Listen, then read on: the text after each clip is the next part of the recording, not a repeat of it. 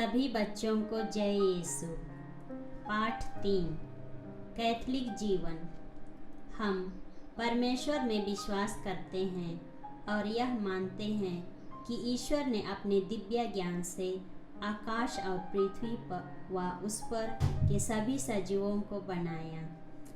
लेकिन दुनिया में हम मनुष्य के कारण पाप ने प्रवेश किया और इस प्रकार ईश्वर व हम मनुष्यों में एक दूरी बन गई। और यह दूरी केवल परमेश्वर के पुत्र प्रभु यीशु मसीह के अनुग्रह और प्रेम से परमेश्वर व मनुष्य के बीच की दूरी कम होती है, क्योंकि यीशु ईश्वर और मानव दोनों हैं। वह अकेली ही पृथ्वी पर से हमारा उद्धार कर सकता है और परमेश्वर से हमारा मेल करा सकता है।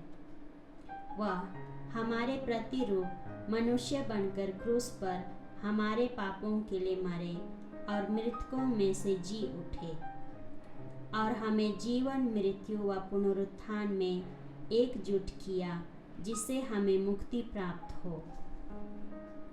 केवल 2 मनुष्य को ही जन्म से पहले ही परमेश्वर ने पवित्र बनाया था।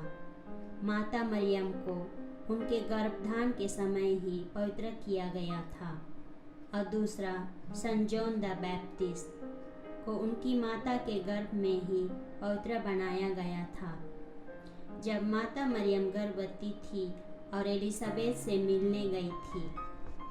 हालांकि हम ईसाई हमारी माँ के गर्भ में पवित्र नहीं थे, हम जन्म के बाद बपतिस्मा द्वारा पवित्र किए गए। हम बपतिस्मा के माध्यम से आत्मा द्वारा मजबूत होते हैं और पवित्र यूकरिस्त और चंगाई व मेल मिलाप के माध्यम से यीशु को प्राप्त करते हैं। संस्कारों के द्वारा हम यीशु को ग्रहण करते हैं, क्योंकि मनुष्य के पास 5 इंद्रियां हैं और वह शारीरिक रूप से नहीं देख सकता कि आध्यात्मिक क्षेत्र में क्या हो रहा है। 7 संस्कारों में भौतिक चिन्ह प्रतीक शामिल हैं। परमेश्वर की कृपा की ये बाहरी अभिव्यक्ति हमें हमारे पापों से शुद्ध करने और हमें परमेश्वर की दृष्टि में पवित्र बनाने के लिए भौतिक और आध्यात्मिक अर्थात शरीर और आत्मा को 2 भागों में बांटती है। एक कैथोलिक जीवन जीना। हमें परमेश्वर की इच्छा के प्रति पवित्रता और आज्ञाकारिता का जीवन जीने के लिए बुलाया गया है।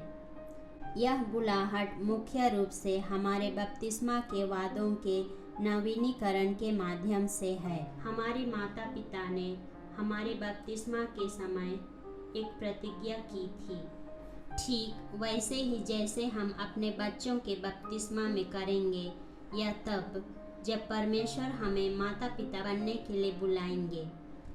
विश्वास में बच्चों की परवरिश करने और उन्हें हमारे चर्च के बारे में सिखाने के लिए, हमारे विश्वास को और भी मजबूती देने के लिए हमें संतों की माला विनती का प्रार्थना करने से व प्रार्थना में सामूहिक रूप से भाग लेने या अन्य भक्ति प्रार्थना जैसे नवीना प्रार्थना करना या क्रूस का रास्ता आदि।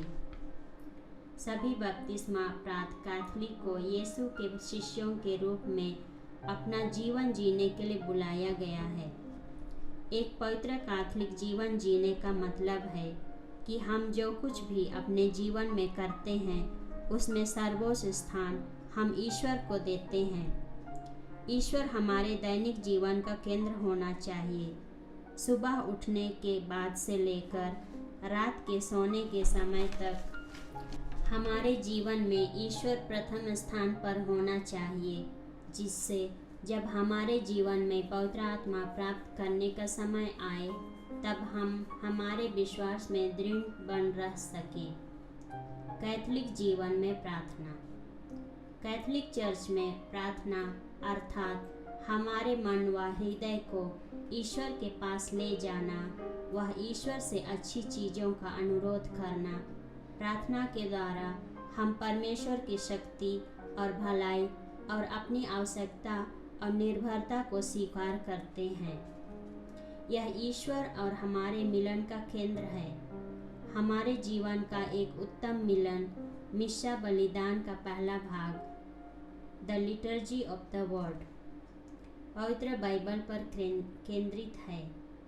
बाइबल को पुराने नियम, नए नियम और सुसमाचार में पढ़ा जाता है। यह हमें यीशु की शिक्षाओं को अपने दैनिक जीवन में लागू करने में मदद करता है। मिस्सा बलिदान के दूसरे भाग में यीशु की मृत्यु व पुनरुत्थान को दोहराते हैं, द लिटर्जी ऑफ द यूखरिस्ट। इस समय हम धन्य संस्कार प्राप्त करते हैं। यीशु के रोटी और दाखरस के रूप में हम यीशु का शरीर और रक्त, आत्मा और ईश्वरता को दर्शाता है। चर्च सभी को पवित्र मिस्सा बलिदान में भाग लेने के लिए बुलाती है। ईश्वरीय उपासना मनुष्य द्वारा ईश्वरीय आराधना है। मिस्सा बलिदान के समय प्रत्येक व्यक्ति ने स्वयं को ईश्वर को अपने आंतरिक जीवन में ग्रहण करने के लिए तत्पर होना चाहिए।